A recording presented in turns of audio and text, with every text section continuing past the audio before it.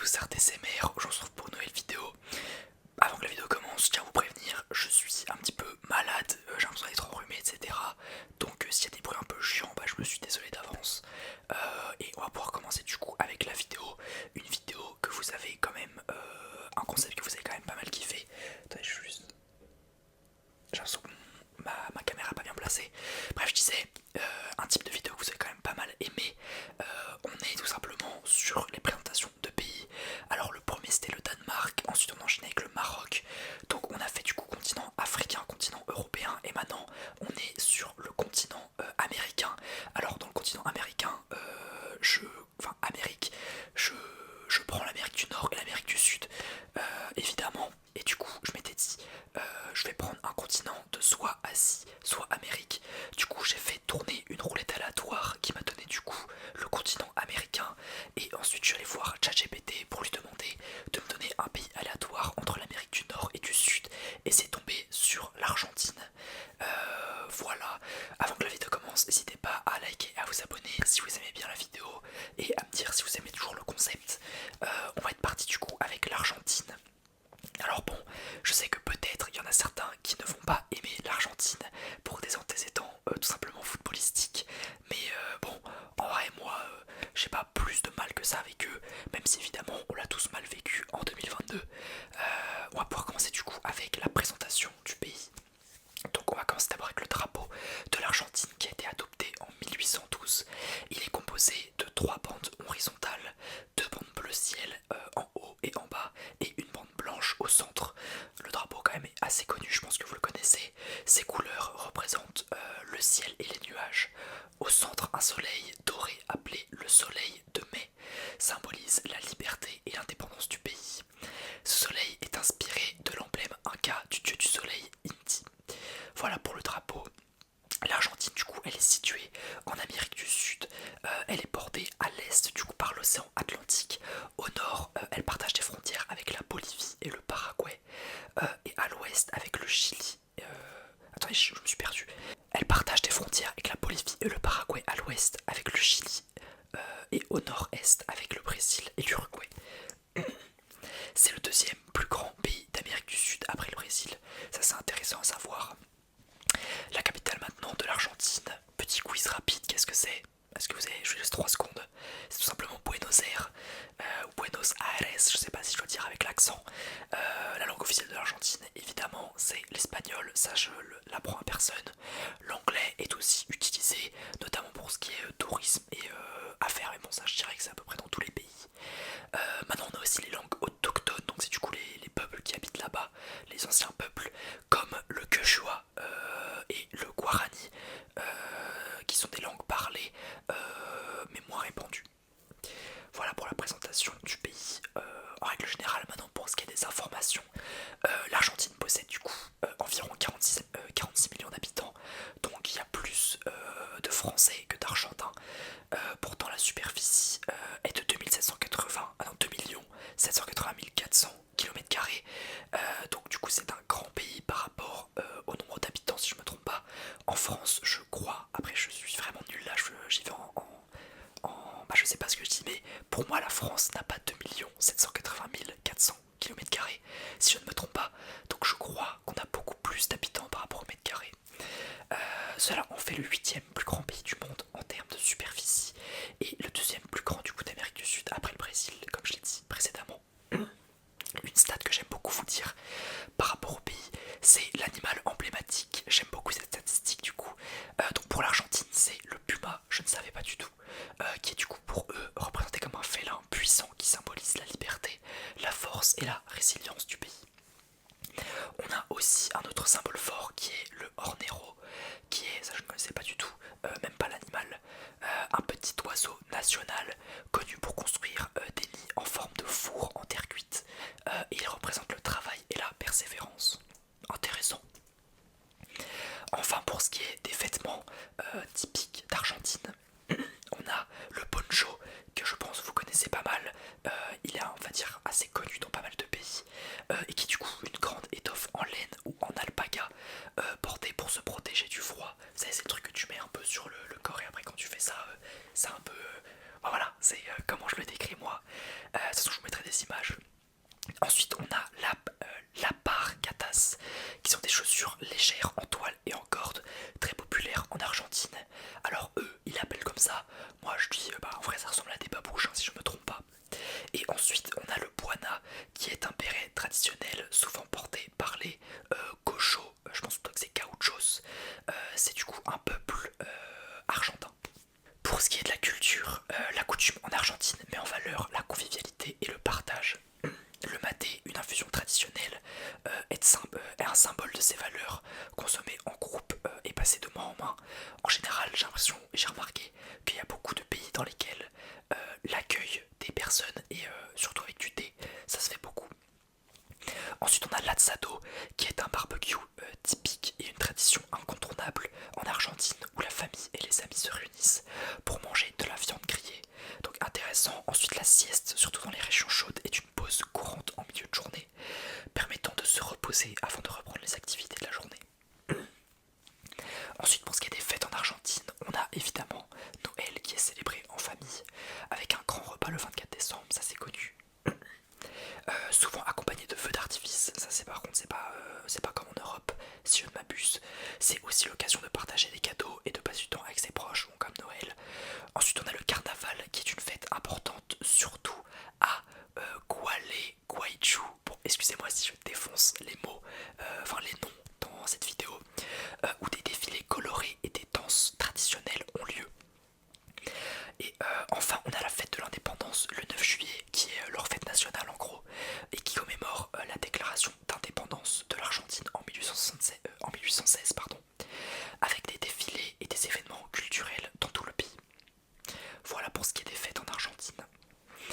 Pour ce qui est de l'artisanat en Argentine, ils font beaucoup du cuir, ils sont renommés pour leur travail du cuir du coup, notamment dans les sacs, vestes, bottes et produits dans les ateliers traditionnels.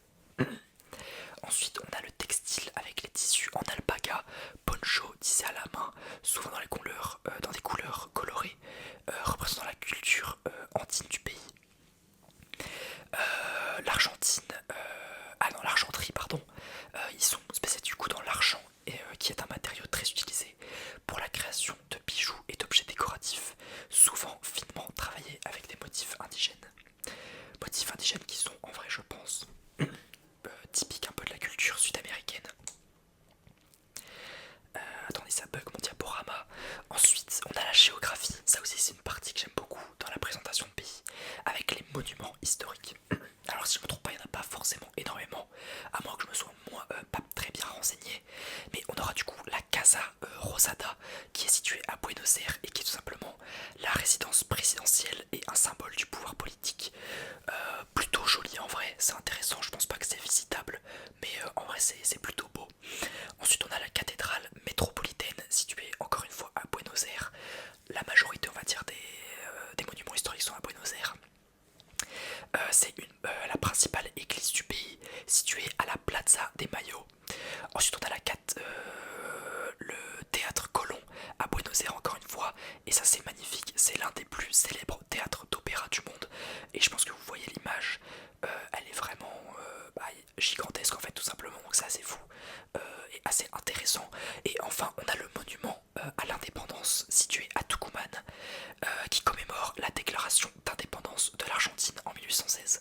Alors cette info non plus je suis pas sûr à 100%, parce que quand j'ai mis le monument à l'indépendance j'avais pas mal de choses différentes, mais ce que je vous montre actuellement c'est ce qui revenait le plus, donc c'est ce que j'ai décidé de vous présenter. Ensuite pour les villes à visiter en Argentine, on a du coup évidemment la capitale qui est Buenos Aires, célèbre pour son architecture, ses cafés historiques et le quartier de la Boca. Donc on peut voir quand même que c'est une ville assez on va dire développée, avec des beaux buildings quand même. Ensuite on a Mendoza, qui est une région viticole renommée, idéale pour les amateurs de vin, avec des paysages magnifiques et des vignobles. Ensuite on a un beau petit village aussi, bon là c'est plus une ville, mais on a Bariloche, qui est une ville alpine au bord du lac Nahuel Huapi, parfaite pour les amoureux de la nature et des sports d'hiver. On peut voir que le lac est vraiment magnifique, un beau bleu, en vrai c'est joli comme ville. On a Cordoba que je connaissais grâce au football, qui est une ville historique avec une architecture coloniale située au cœur du pays, et qui est réputé du coup pour avoir une jolie cathédrale que je vous montre normalement dans les images. Enfin, on a Iguazu qui est un site naturel spectaculaire avec les célèbres chutes d'Iguazu à la frontière avec le Brésil. Alors ça je ne connaissais pas du tout, mais quand j'ai vu l'image, je trouve ça vraiment incroyable, c'est magnifique. Après je pense que c'est plus beau vu en photo de haut, parce que si t'es sur place, je pense que tu vois pas forcément très bien, mais en vrai c'est vraiment magnifique. Et enfin on a Rosario, la ville de naissance de Messi si je ne me trompe pas, qui est une ville portuaire sur le fleuve de Paraná, connue pour sa culture et ses espaces verts. Donc encore une fois on peut voir une ville quand même assez grande, assez remplie, notamment un peu de building. Alors je savais vraiment pas qu'en Argentine il y avait des villes comme Rosario et Buenos Aires, je pensais pas que c'était autant building un peu comme ça. Mais du coup intéressant à savoir. Encore une fois j'adore ces vidéos parce que ça fait un peu de la culture générale, ça apprend des choses, du coup c'est vraiment hyper cool. Ensuite pour les paysages, on a quand même 5 paysages différents en Argentine. On a les Andes qui sont des montagnes imposantes, sommets comme l'Aconcagua, glaciers et lacs. Donc tout ça c'est tout ça un peu neige, un peu montagne neige. On a la Pampa, bon ça c'est dans le nom, hein, c'est des grandes plaines un peu désertiques, typiques de l'agriculture et de l'élevage. On a la Patagonie, ça aussi c'est un peu dans le nom, si vous le savez c'est des steppes du coup arides, montagnes sauvages, glaciers et lacs, ça c'est un peu mélangé, c'est un peu de tout. On a la forêt subtropicale, dense forêt autour des chutes d'Iguazu, biodiversité riche, donc ça c'est vraiment joli, c'est un peu paradisiaque un peu. Et on a les plages d'Atlantique, plages populaires comme Mar del Plata et Pinamar, donc ça je pense que c'est un peu un peu touristique pour ce qui est de la mer je suppose. Maintenant on va parler de la vie en Argentine. Donc pour ce qui est de l'activité économique de l'Argentine, nous avons l'agriculture du coup. Ils sont un grand producteur de soja, de maïs, de blé, de fruits et de viande bovine. Donc globalement en agriculture ils font beaucoup de choses. On a aussi l'industrie avec l'Argentine qui est un acteur majeur dans la production de véhicules. Donc ça je ne savais pas. Je me suis pas renseigné sur les véhicules qui produisent une certaine marque en particulier. Mais c'est intéressant tout ce qui est acier, ils savent bien faire. Énergie aussi avec des exportations d'aliments transformés. Pour ce qui est le coût de la vie du coup, à Buenos Aires, Mendoza et Cordoba, du coup c'est comme je vous l'ai dit précédemment des grandes villes où du coup le coût est quand même relativement élevé pour le pays, surtout en matière de logement et de loisirs. Donc je pense que c'est une ville qui est quand même assez touristique. Pour ce qui est de l'alimentation, les produits locaux du coup ils sont abordables, mais les importations alimentaires peuvent être plus coûteuses, ce qui est aussi logique. Pour ce qui est des transports, les transports en commun sont abordables, mais le coût du carburant peut peser sur les finances. Et enfin on arrive sur la dernière slide qui est les infos en vrac. Ça aussi ça fait partie un peu. Attendez, je vais boire. De ma partie préférée dans les diaporamas, enfin les présentations de pays.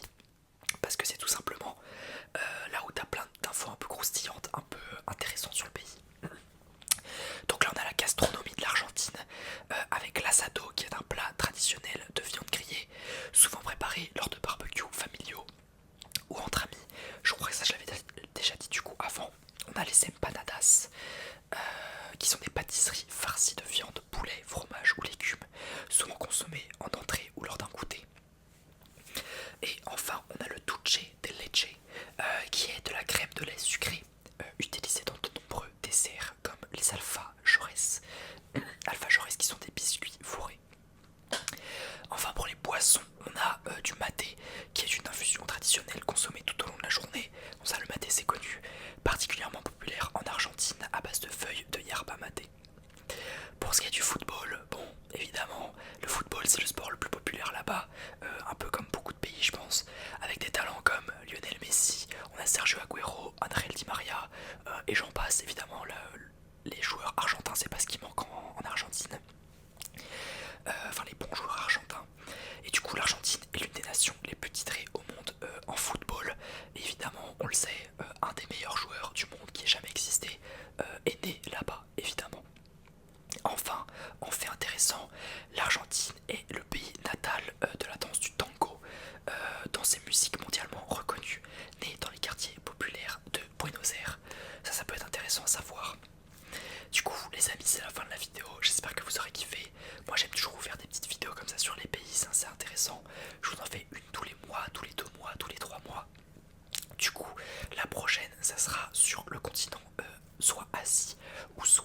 Océanie. Donc à vous de me dire dans les commentaires si vous voulez une ville en particulier. Et moi je vais vous